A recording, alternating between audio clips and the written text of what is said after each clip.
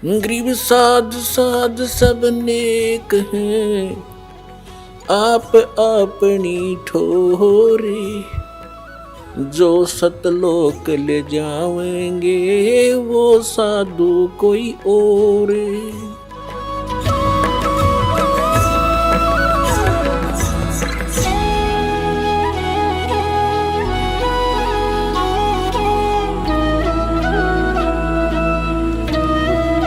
ये मैं कोई डूम बाट नहीं, कोई मंगनियां खड़ियां नहीं, एक मैंने रोजी रोटी ना मिल रही थी। इस दास ने इस परमात्मा के प्रोसेस को, इसके सारे ज्ञान को बहुत गहराई से समझा है और तब इसके ऊपर कदम रखा है। और कितने संघर्ष के बाद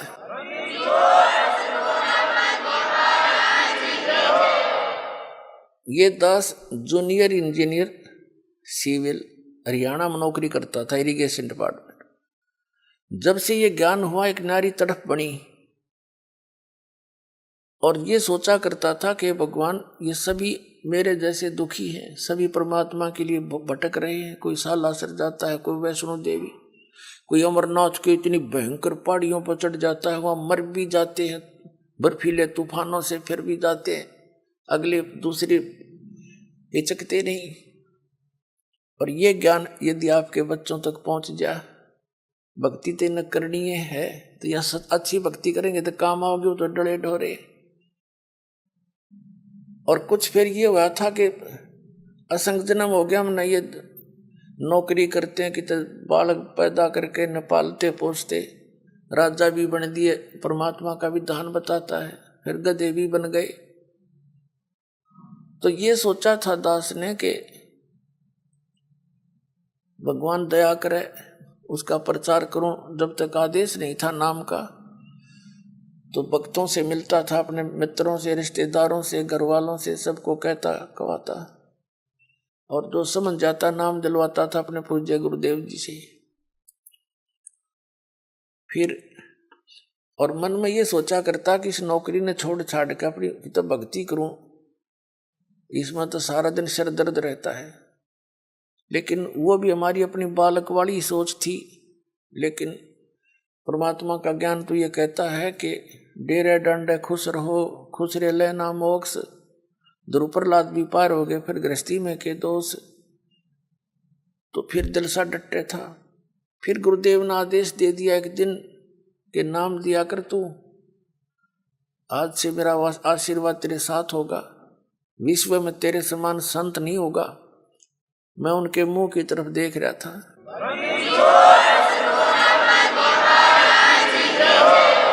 क्योंकि अपनी औकात से जीव खूब परिचित होता है, मानने चाहे ना मानने। मुझे अपनी स्थिति का पता था कि जितना वजन इन्होंने दास पर रख दिया इस योग्य नहीं है। फिर भी मेर है उनकी, गुरु मेर करें तो कागज हंस बना दे। तो उन्होंने कहा तेरे साथ रहूंगा, चिंता मत करना।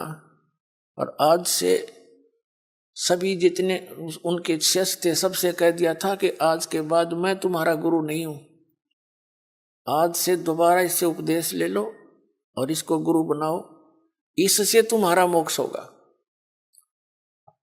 अब यह बात भी नहीं हमारे गले उतरे थी कि उन तो मौज है उनकी।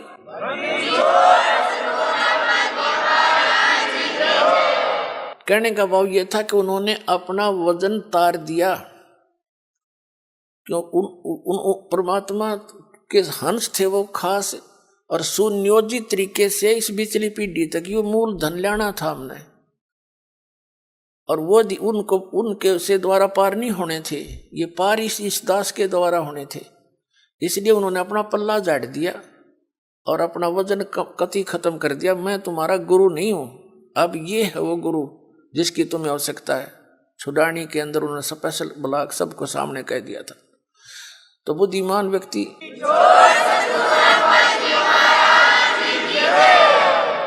तो पहले तो यूं था भी चलो परमात्मा का भी दान है, भक्ति भी करेंगे, अपने बच्चा में भी रहेंगे। फिर मन में उमंग उठी कि भगवान ही बाप के गुण गाऊंगा, आदेश दे दिया नौकरी भी छोड़ दूंगा। क्यों?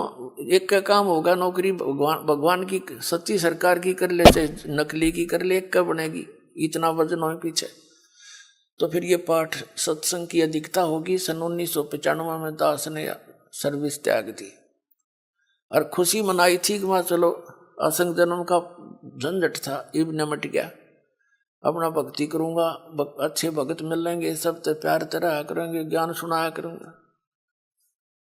अब मैंने सोचा था कि अब मैं चैन से रहूंगा। अब इसमें देखा इस जितना झंझट कितना पाया कोई ना।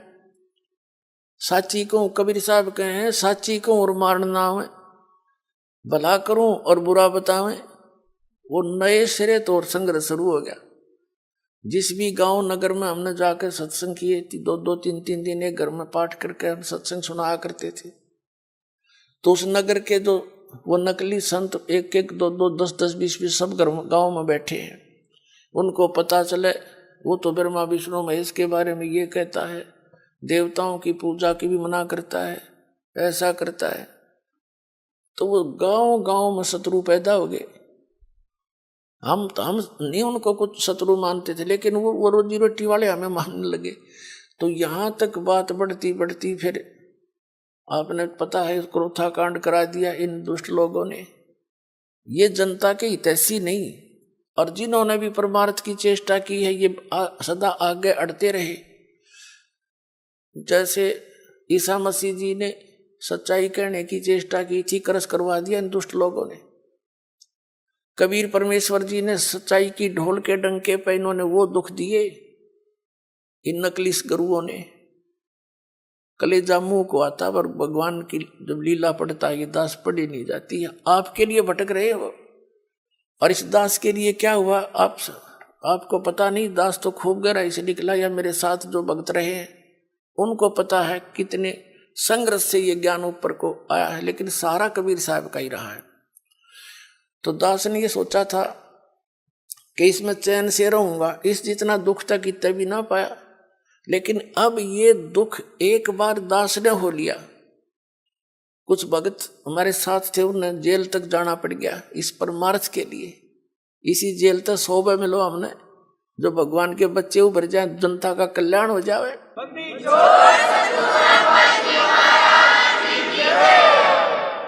तो उस दिन से लेकर आज तक वो संघर्ष जारी है। लेकिन अब परमात्मा की दया होगी कि परमात्मा के बच्चे इन प्रमाणों को देखकर अब इनका यो ज्ञान समझ में आ गया, इन्हें सो आ गया। पहले तो सुहा हुआ नहीं था, टीवी ऑन करें थे और यूं पता ये सुनने को मिल जाए ब्रह्मा विष्णु महेश नासवान है, टीवी बंद कर दे थे। 36 गाल दास ने दे थे। यो बकवाद करता है, ब्रह्मा विष्णु जी को भी नासवान बताता है, इनके माता पिता बताता है। मैं तो पढ़ के सुनाता हूँ, बताता नहीं। इनका इतिहास लिखा हुआ है, और वो तुम्हें पढ़ने को, आप जी को मिला नहीं पढ़ने को, आप समझ नहीं सके। दास तो समझ आ रहा है कि ये लिखा है इनके इतिहास में, तो अब मान गए।